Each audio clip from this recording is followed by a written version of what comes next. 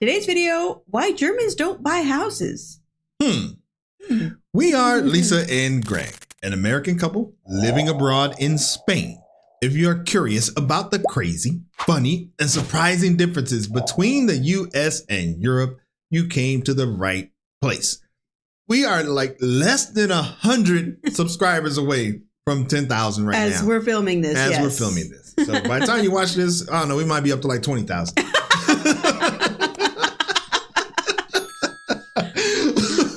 All right, but awesome. There is still time for you to subscribe. There's always time. So go ahead and subscribe to the channel so you can be a part of the family. We like to have a good time around here. And we love Feli. Yeah, she's great. She is great. So, and this is Feli from Germany. And Lisa will include a link in the description so you can go and show her some love. And I think we can get her up to 700,000.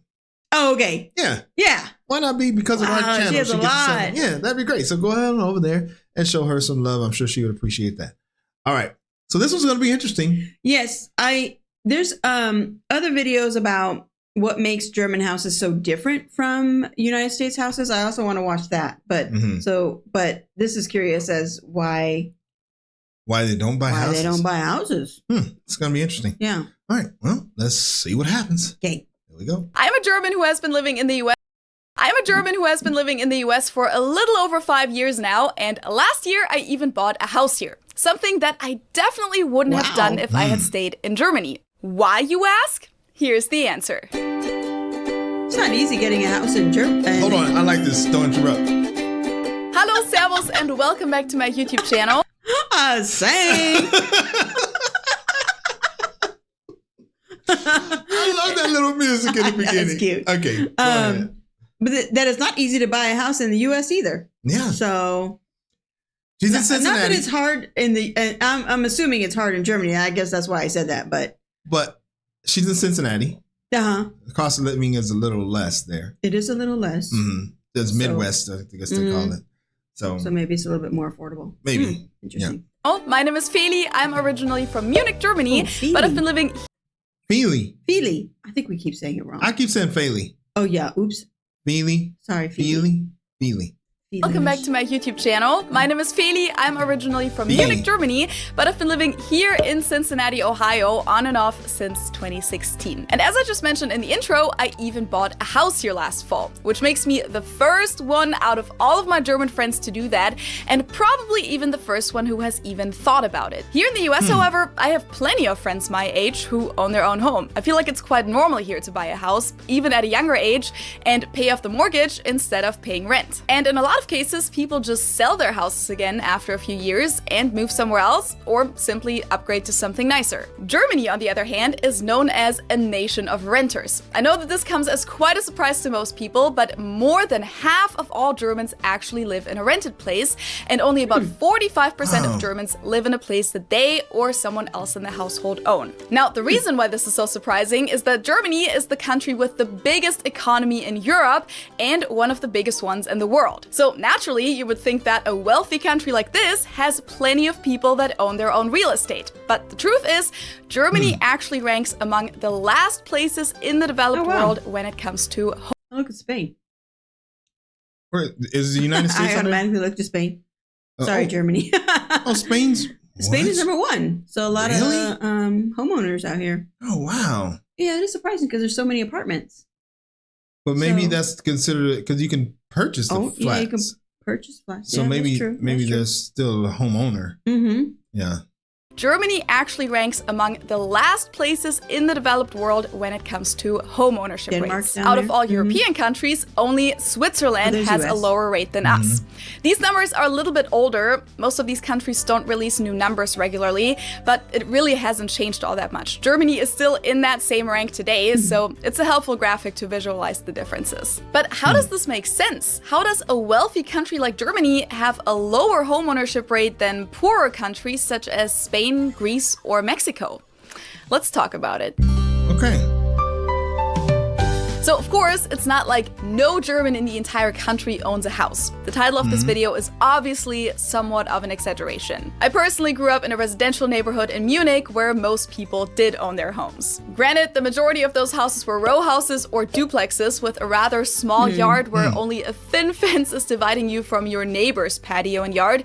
But even that is already a pretty big luxury in a large German city like Munich, because we generally don't have as much space as people do here in the US, where it's standard to have a standalone house with a front yard, backyard, and your own garage or driveway. If you want to hear more about how German and American houses are different, you can check out this video, by the way. It's linked up here. But we're going to stick with home ownership versus renting today. And in Munich, which is one of the most densely populated and expensive cities in Germany, you'd have to pay a fortune to get something like what I just described as standard in the US. Even buying a 2-bedroom apartment in Munich costs more than a 5-bedroom house here in Cincinnati. But that's just a side note, because that's not actually the reason for the low home ownership rate in Germany. And of course, Munich and Cincinnati are two cities that you can't really compare price-wise. It's just a little glimpse into my personal reality when looking at where I'm from and where I live now and what I can afford here. But first, let's look at the facts. As I just said, the majority of all Germans live in a rental property, and that applies especially to younger and older people. According to this survey by the Deutsche...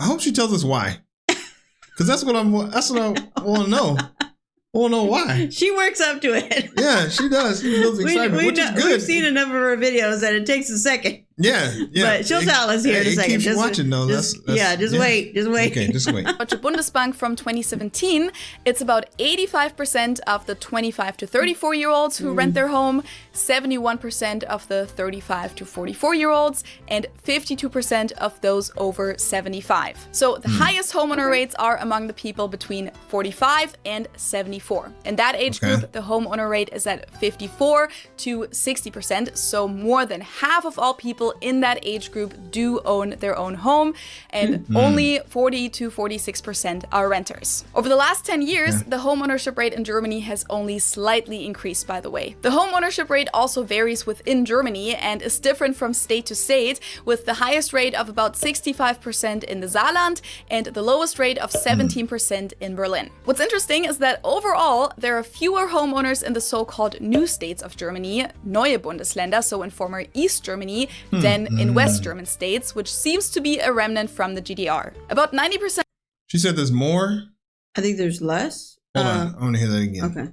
The lowest rate of 17% in Berlin. What's interesting is that overall, there are fewer homeowners in the so-called new states of Germany, Neue Bundesländer, so in former East Germany, than in West German states, which seems to be a remnant from the GDR. About 90% of all rental units in Germany are located in multi-family homes. That's a very common type of building that you'll see all over the country, in historical districts, in newly built neighborhoods, in the city centers, and in the suburbs. Eastern Germany is even known for a specific type of multifamily building called Plattenbau. Those buildings consist of prefabricated concrete sheets, Platten, and were mainly used to build quick and cheap housing after World War II, but you'll find these buildings in other parts of Germany as well. Well, here we go. Now, those buildings just looked a little bit more plain. Yeah, so it's funny how it probably looks different in that whole region. Basically, what she's saying is just, it's like a concrete, like, footprint. Yeah. It's all the same. Okay. Oh, let's get to the reasons as to why the home ownership rate in Germany is so low. I did mention that real estate prices in Munich are extremely high, so you might think, well, duh, houses are just a lot more expensive in Germany than in other countries, so fewer people can afford buying a house. But actually, even though in some cities, such as Munich, but also Hamburg or Frankfurt, real estate prices are indeed very high, the average house in Germany only costs around 320,000 euros, or at least that's the only number that I could find for a nationwide average, because the prices are usually listed per city and not for the entire country. And according to this article by the German news outlet Focus, when you compare the average price for 1 square meter of real estate to the average household income in Germany, the rate is actually very similar to other countries. So an average household in Germany could purchase about 4 square meters of real estate with their yearly net income. That's actually the 5th best rate in the European Union. In many other countries, the average household can afford way less than that. Yet, they do own more real estate than Germans, and one reason for that is that you don't necessarily have to purchase a home to own it. You can also inherit it. And that's something that just doesn't take place quite as much in Germany. About half of all German homeowners are currently paying off a mortgage, which indicates that they bought the house themselves. While in Romania, the country with the highest homeownership rate in the world, only about 1% of owners pay off a mortgage. Why is that?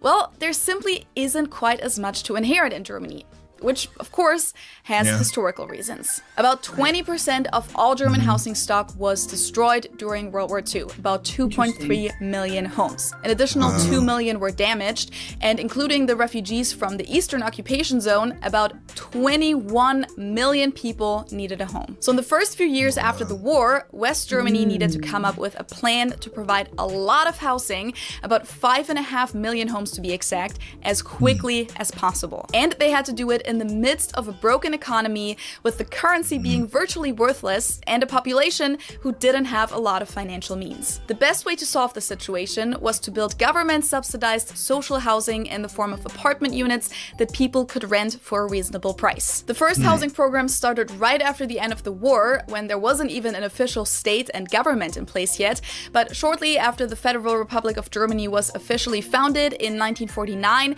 the government did also pass the first housing law, Wohnungsbaugesetz, with the goal of having as many people as possible benefit from this. The government ended up funding about 3.3 million homes. 2.7 million were built by private investors that were given access to subsidies, low interest rates, and tax breaks. And so Germany managed to cut the housing shortage in half by 1956. And due to the fact that there wasn't really a high demand for private real estate at the time because of the financial situation, banks were hardly giving out loans, and multifamily homes could house more people. Most of those newly built homes were rentals. The foundation for Germany's preference to rent was laid. Other countries that were affected by the war, such as the United Kingdom, for example, actually had similar strategies after the war. Still, today, the homeownership rate in the UK is significantly higher, with about 65%. In 2004, it was up even more. So the big question is, why did the Germans stick with renting, even after the economy recovered and the country experienced the so-called Wirtschaftswunder in the 1950s? One of the answers seems to lie in how much money was put into rentals. Since the UK mainly targeted their housing programs at public and non-profit institutions, excluding the private sector, and kept up renting and construction cost caps for public housing developers, most rental property was of significantly lower quality than privately owned homes because landlords had to cut back in maintenance. As a result, rentals in the UK, especially those that were largely publicly funded, acquired somewhat of a stigma. In Germany, on the other hand, rental regulations were reduced much sooner, in the early 1960s, and the policies were more balanced between the private and the public sector, so that rental housing has stayed of relatively high quality in Germany and is oftentimes nicer than privately owned places in countries like Croatia, Slovakia, or Romania, which goes to show that. So basically, she's saying that it's still just as nice. The rentals are nice. And so it's like, I already have a beautiful place. Right. What is good is it going to do for me to buy a place? I'll just keep renting. And then, so that's what she's saying now. Before, she was saying that all the housing got destroyed. So, you know, when people own homes, it's usually kind of ancestor down or, you know, given from your great grandma or grandma or whatever. But there wasn't a sufficient amount. So, like that hasn't trickled down yet to give a house to somebody. So the younger ones don't have a house. And then now she's saying that, I think that's all what she was saying. Yeah. And now she's saying that the apartments are so nice. Right. That it's like, I'm just going to stay here. Right. You know? Right.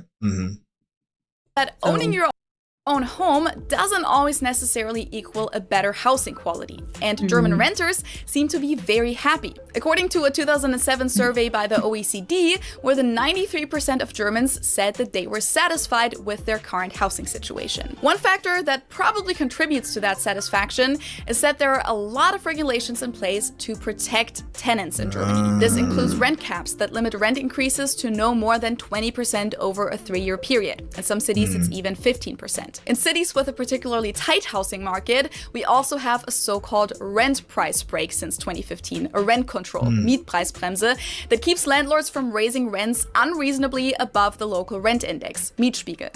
And turns out that rents in Germany are actually cheaper than in many other countries. A one-bedroom apartment in Germany. So before she gets into that, so in the U.S., we didn't have, there were certain cities that had rent control, but then most other cities didn't. So, but only big cities usually had the rent control where the landlords weren't allowed to raise it. I was actually managed apartments for 15 years, and we were not in a rent controlled location. And we increased rents ridiculous amounts. I mean, you're talking $300 at renewal, maybe $150 is where I would try to stay at. I ended up leaving because the company was just so like money hungry, and I hated increasing these people's rents every year. And it was to the point that it wasn't sustainable. Like they, two people working couldn't maintain their rent because it was just so, we would increase it so significantly every year. And it got really bad after the housing crisis.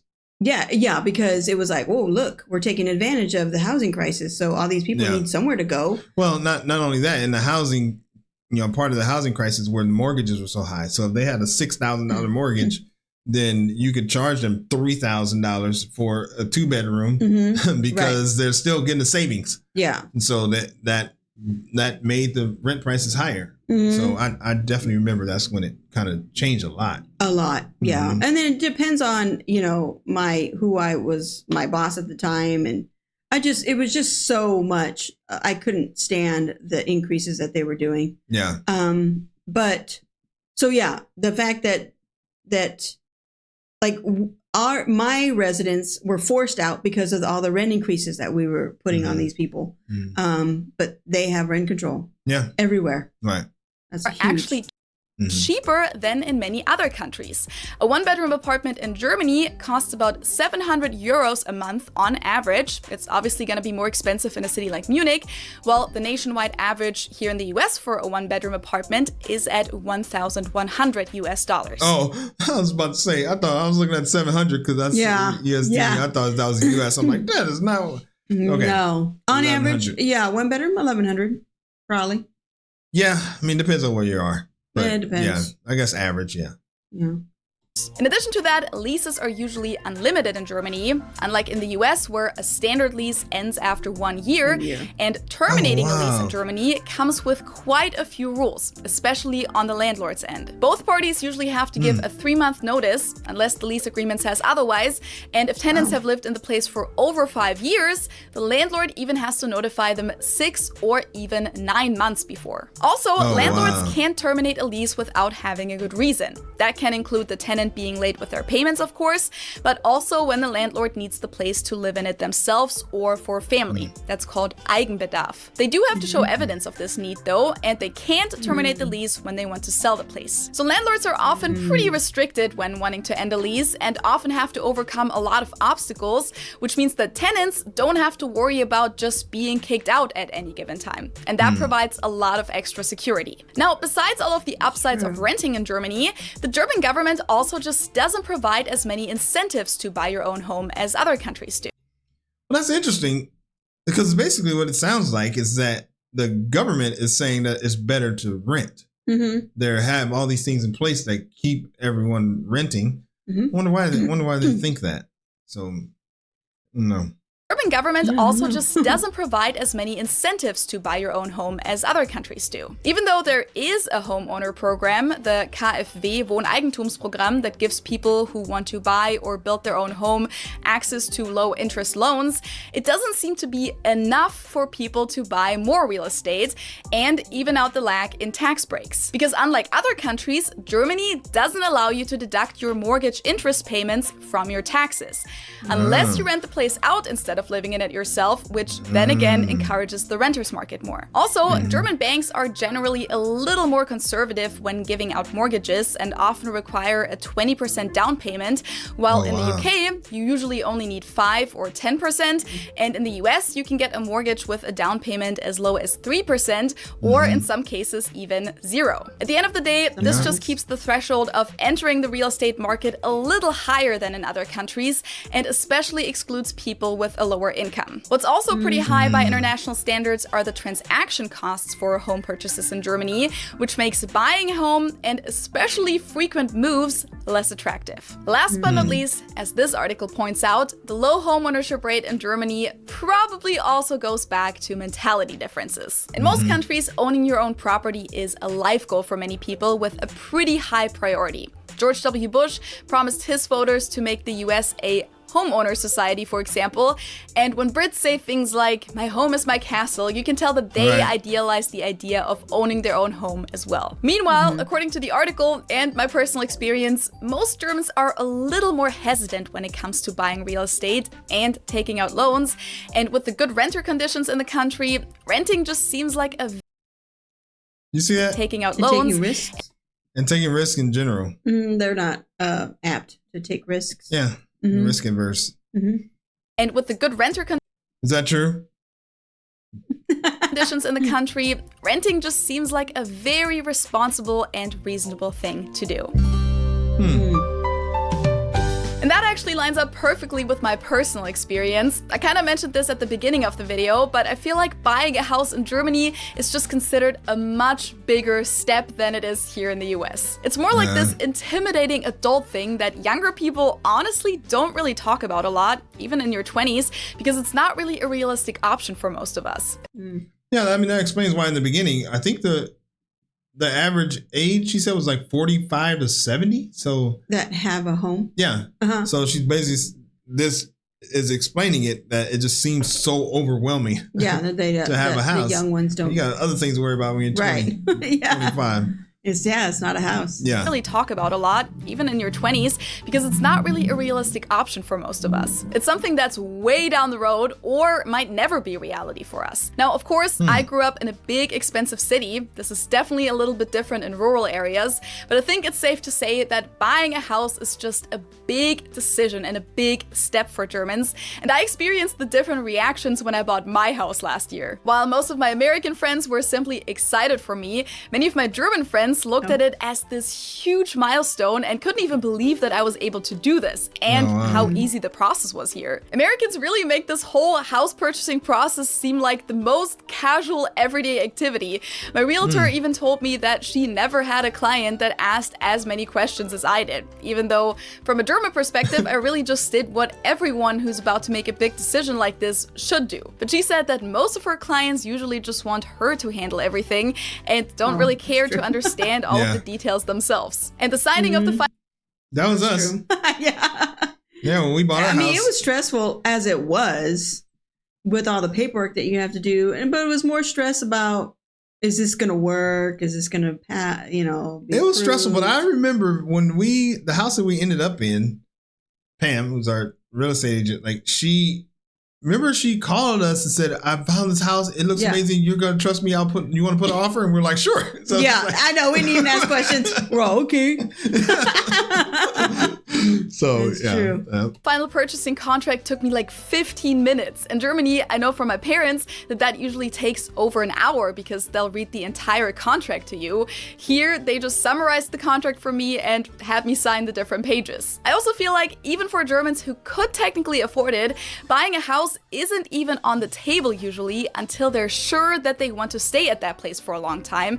And until then, they rent. You wouldn't really buy a house in Germany when you already know that you're going to move again in a few years. Buying a house is something much more permanent to us. In general, Germans only move 4 to 5 times in their lives, while Americans move more than 11 times on average. With Not only that, I think in America, what they do is they look at it as an investment. Like they don't look at whether or not they're going to move. They just think, I'll buy this house. True. If I go somewhere else, I'll just rent it out. Right. Or I'll sell it and gain profits or, whatever. So and buy another house or whatever. Yeah. I mean, I'm sure it used to be different, but now, real estate investment is a thing. Yeah, that's huge. So yeah, there. Mm-hmm.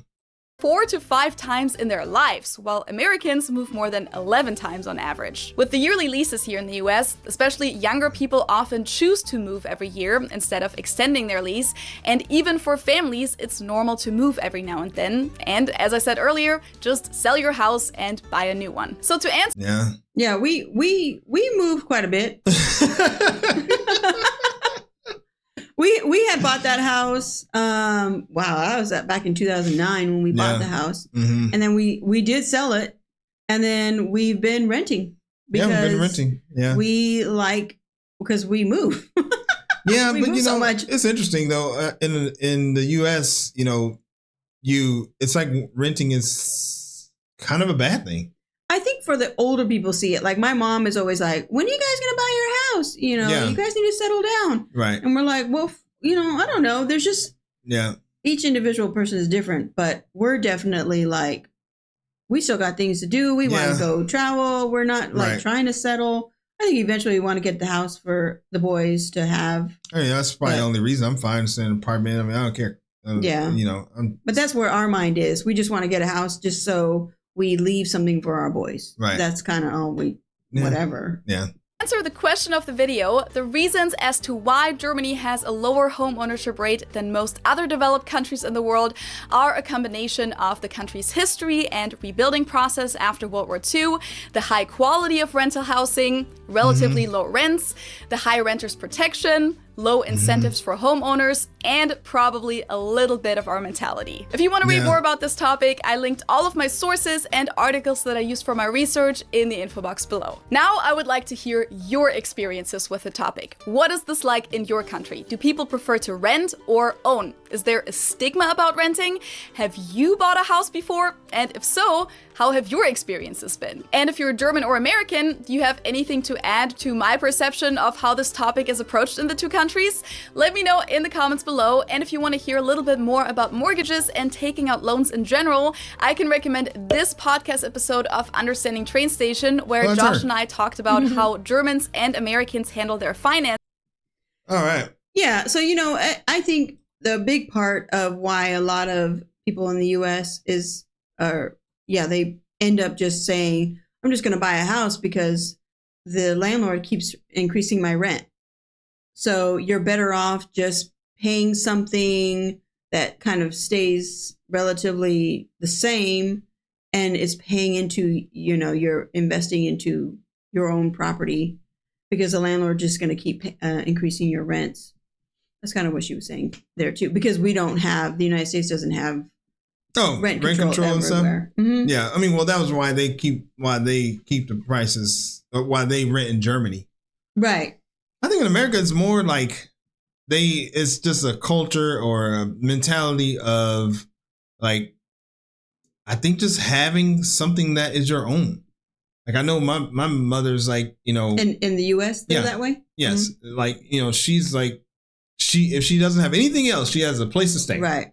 So like nobody can kick her out. No one can do like she has a place. Right. And I think that I don't know what the generations are like now, but I know that her generation, they're all like right. That's the main thing. Right. Like that's the one thing she's so proud that we could always go back if we need a place to stay. That's true. So all right, well, let's see what the people got to say here. Okay, let's see here. I'm gonna start here. Yeah. These people all had something to say. All right, buying a house here in Hamburg just seems impossible, especially for younger folks. Places that had a price of 400,000 15 years ago are now approaching €1 million. Wow. The prices increased so much in the last decade that the only option for us is to leave our beloved hometown and move to a more rural place in the vicinity. I didn't realize that they were talking about Hamburg. I was thinking that they were talking about the United States because 400 to $1 million. That sounds like the United States. That does, but man, that's crazy. All right, this was an exciting video. Here in Finland, it's quite the opposite. I believe around 60% of the dwellings are owner occupied. Finns don't invest in the stock market, but buying a home has always been a top priority. Interesting. Yeah, that's kind of what we were saying. Let's see. Hello. Listening to you has helped me understand a lot about my father, who passed away over 20 years ago. My father was born and raised in Germany during World War II. Came to the U.S. at 17 years old, joined the American Air Force, learned to speak English by reading American comic books. My mother till this day complains about how hard it was for her to get my father to buy a house. Oh. I was waiting for the happy ending. I know. No. All right. Yeah. Okay. All right. Well, if you like what you see here, you're still sticking around and you like this, we have set up a Patreon for you to go and check that out. We have free options, paid options. And the biggest thing, all of the options do include a Discord link. Yes. So everybody loves that Discord. It's so great. Yeah, everybody's in there like talking and sharing their pets and vacations. Yeah. It's like we can't wait to wake up in the morning and see what did people talk about last night? Yeah. So, all right. Well, as always, thank you for stopping by, and we will see you on the next video. Bye.